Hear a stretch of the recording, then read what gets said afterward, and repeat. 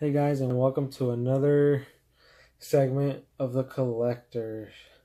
Today I'm going to be reviewing these three comic books right here. So you got Marvel Legacy #1, Infinity Countdown #2, which is these two coincide with each other, and then Action Comics #1000. Pretty much Superman #1000. But this will be for the last one, just for all you nostalgia nerds out there. So I'm going to start with Marvel Legacy #1. Now, this one, I personally didn't like it. It was everywhere. So, let me tell you a little bit about it here.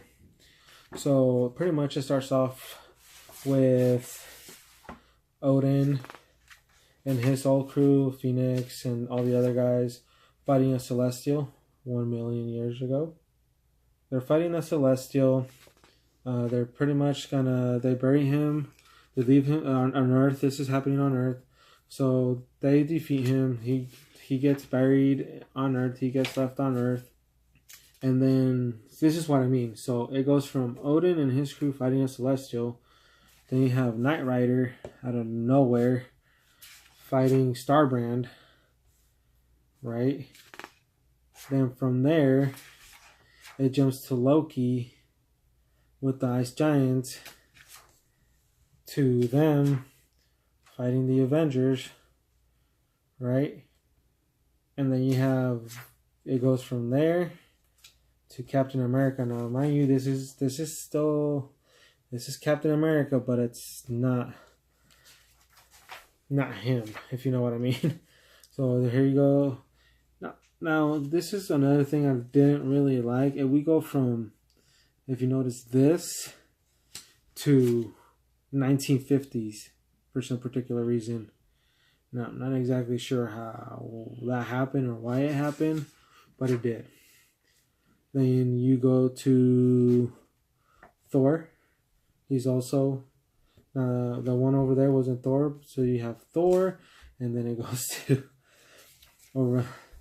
it's just like, this is what exactly, it just keeps jumping back and forth. You have again Starbrand and Knight Rider. Yeah. This is exactly what I mean, guys. It's just horrible. I believe this is Deadpool getting shot in a bathroom stall. It's completely everywhere. It's just ridiculous. Like, I feel like they just didn't know what to do with this comic book. They were trying to put too much story into one thing. For some particular reason, you have Fantastic Four just show up out of left field. Just don't know exactly why.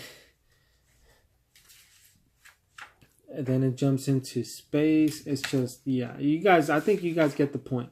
Now, for me, the only reason why I bought this one is just because I needed the set. I'm one of those guys that I need to have the whole set to feel complete. But to read it for somebody who, for a good read, this is definitely not it. Pretty much the only good part about this whole comic here is this gentleman right here. I don't know if you guys can see that, but that's Mr. Wolverine. He was brought back to life by none other than Miss Jean Grey, aka the Phoenix. Now here, I'm not exactly sure if she's Jean Grey or the Phoenix. I can't be 100% on that. But yeah, she brought him back to pretty much and get just collect the Infinity Stone. That's what it literally looks like here. Like I said, it's everywhere. Here's pretty much Wolverine with one of the Infinity Stones right there. So I'm not exactly sure how he fits into all this, but that was pretty much the best part of this whole thing. And it's just, and towards the end, it just shows that it was Valerie Richards. I'm sorry, I forgot her name for a minute. It was Valerie Richards that was telling this whole story. Pretty much this whole comic book was Valerie Richards just telling the whole story, and I believe she is not in this one, so I'm not exactly sure how she fits into this whole story. But yeah, guys, so this one pretty much for me is a no read, no buy if you don't have to, unless you're gonna collect the whole set. But it's just I know this one's almost a year old already, but yeah, no read.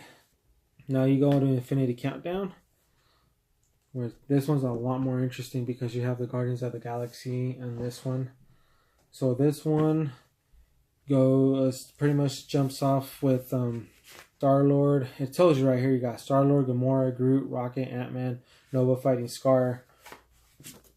Pretty much a giant group. Then you have Drax and Commander Eve, Teledor, and I can't read upside down, I'm sorry. And Warbringer, and then there's Adam Warlock and Ultron. I know Ultron supposedly got destroyed, but he apparently he didn't. The best part of this is pretty much the battle on Telfarina with the Guardians of the Galaxy. Oh, no, this is what I found interesting too. It shows, I think it shows right here who at the moment has what Infinity Stone. So you have Ultron with the Soul, you have Captain Marvel with Reality, you have Drax with Power, you have Black Widow with Space, you have Super Skrull with the Time Infinity Stone, and then you have Chuck Barrett with the Mind Infinity Stone, which I found really interesting, that they pretty much who has what. But this one, like I said, it goes with the Guardians of the Galaxy fighting Star, pretty much a giant group. Then you go to Drax. This one's just full of action in general. It's completely full of action. I just really enjoyed it. And for all of you guys who are gonna go watch Infinity War, I definitely recommend you guys pick this up, because I think this is gonna be a lot of what's gonna happen. Maybe not in this movie, but in the next one. Because even though the Guardians of the Galaxy are gonna be in this one, it's just this story doesn't seem to.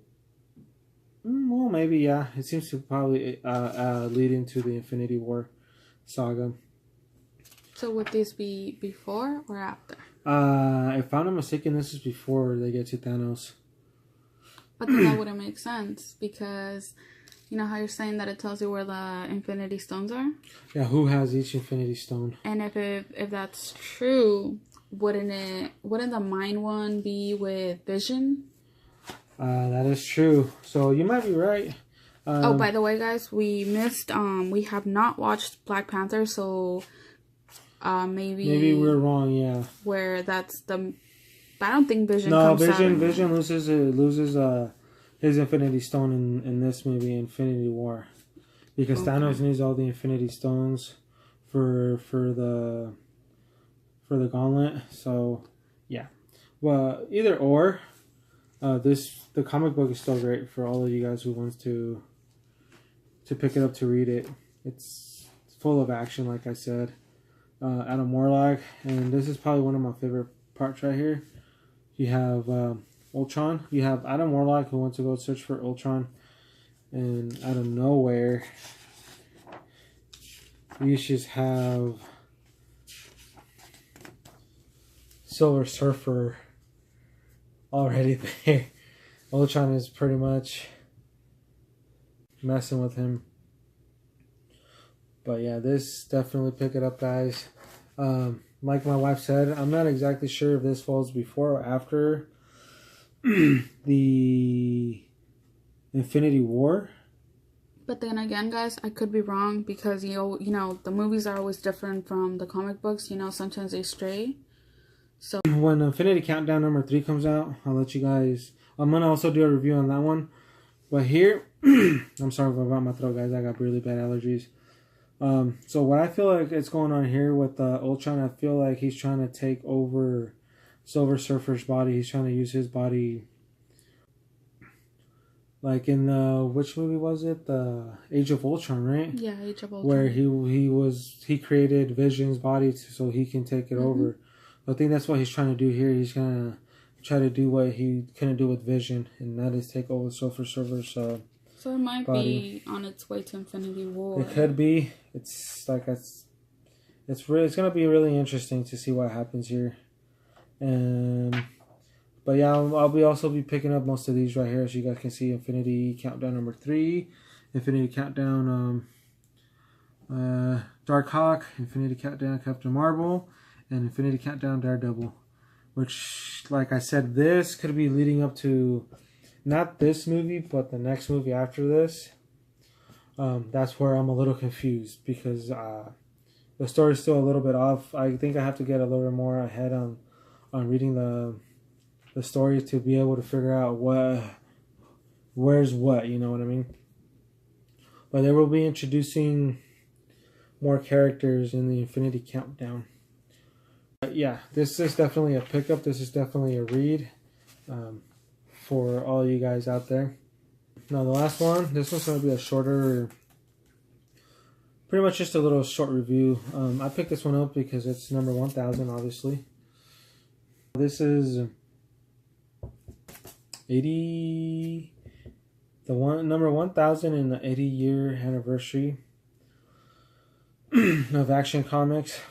I did pick up the World War II cover by Michael Cho, just because to me, in my eyes, this is exactly why Superman was created, to fight, Nazis and all that stuff.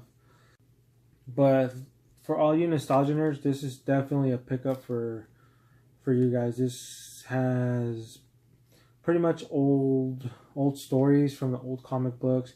This isn't one whole story. This is just a variety of them, of the old ones, pretty much leading up to the number 1000. So this is definitely a pickup for all you nostalgia nerds out there. I enjoyed it a lot, just because of it's just brought back so many memories of the movies, of the old comic books, everything. So yeah, this is definitely a pickup for my nostalgia nerds out there. Here you go. Let me do this one more time. Alright, quick question. Which one would you say is your favorite Superman that has played in the movies? Because I don't know if they've depicted Superman very good in the movies. Depends on how you look at it. They just switch him up so many times already that I've lost count of who plays. I mean, the recent one, what's his name? The one that plays him recently? Calvin. I can't remember his name. I'm not very good with. I can't remember. Honestly, guys, I'm not very good with actors' names. Is it the current one? Yeah, the one that just came out with Batman, right? Yeah. Yeah. Okay, Calvin. I'm horrible with actors' names, so don't ask me like, oh, what's that actor's name? Because I will not. I'm just like, that's Superman. That's all I'm gonna tell you. It's Superman.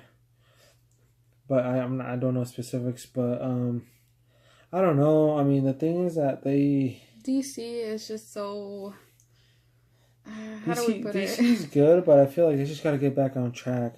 I feel like they're trying to catch up with Marvel a little bit too fast. Yeah, and they just throw whatever. Yeah, I just didn't like how they just threw out their Batman. Not Batman. I don't like Batman. Justice League. Without really introducing the other characters like as Marvel has, because we all know like the backstories to the Hulk. We all know the backstories to the Guardians of the Galaxy, to Captain America, to Thor, everything. But Marvel just felt like they needed to introduce each character separately. Now, have they done the best job? Absolutely not. They screwed up with Spider-Man, twice, 3 times? No. The Andrew Garfield one is the one that doesn't count in my eyes. He is the only. But still, let's be honest. I mean, with this new one, Aunt May, the way that they're picking up, I mean, it's okay. Obviously, we all know that Aunt May's an older lady, but we'll just give it to them. Who? Aunt May in the movie? Mm-hmm. Yeah, She's an older lady, but whatever. I mean, but I mean the fact that they're depicting him like as an actual high school student, which yes, that's what that now. I Like I love it. said, now this Spider-Man is probably the most accurate out of all the other ones. The other ones were like they just completely look like they were already in their like late 20s, and it's just like what the heck. And the Andrew Garfield one, honestly, it was so cringy to watch him. Yeah, So cringy.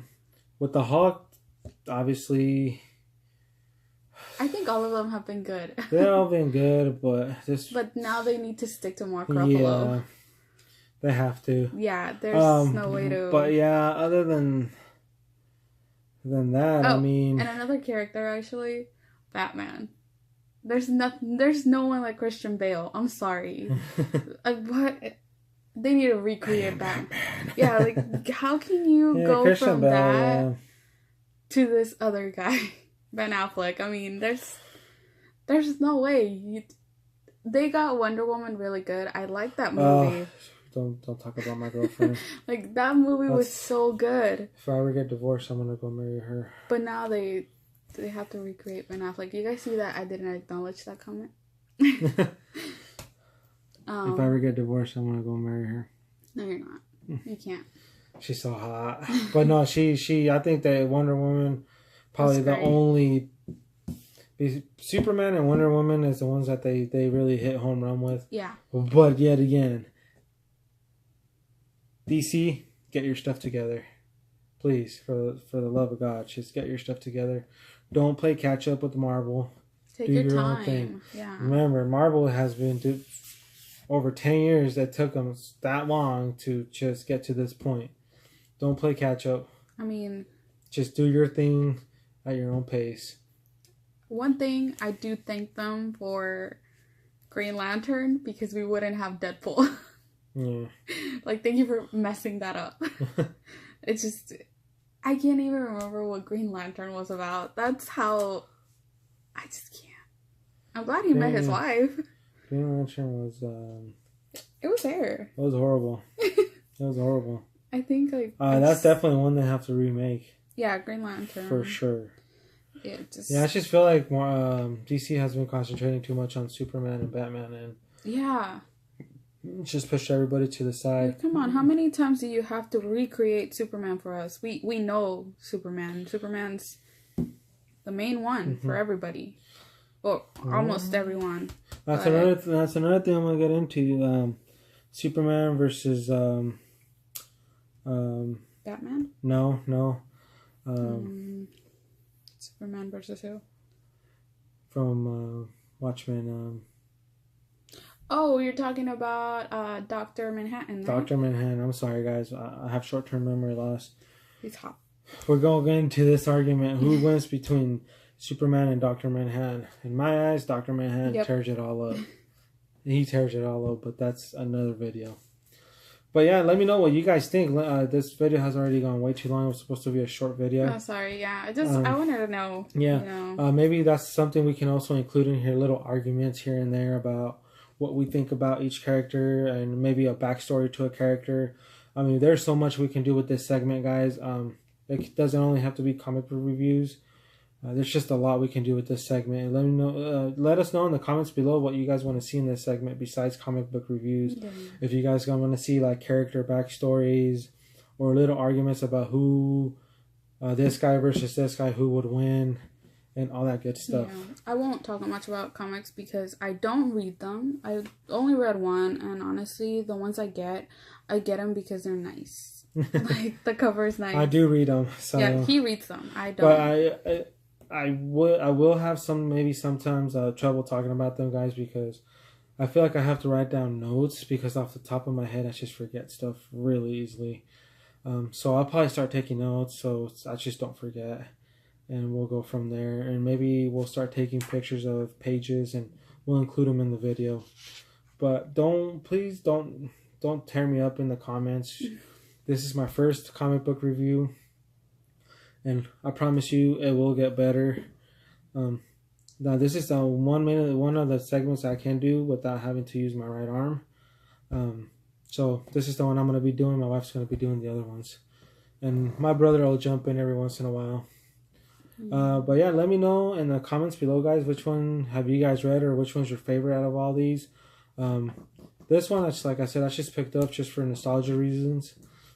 These two, just because it's going to lead up to the future movies of the Marvel Universe, obviously, and what's going to happen. So yeah, let me know, guys. Please like the video if you guys enjoyed it. Let us know in the comments below which one have you read, which one's your favorite, and what you guys want to see more in this segment.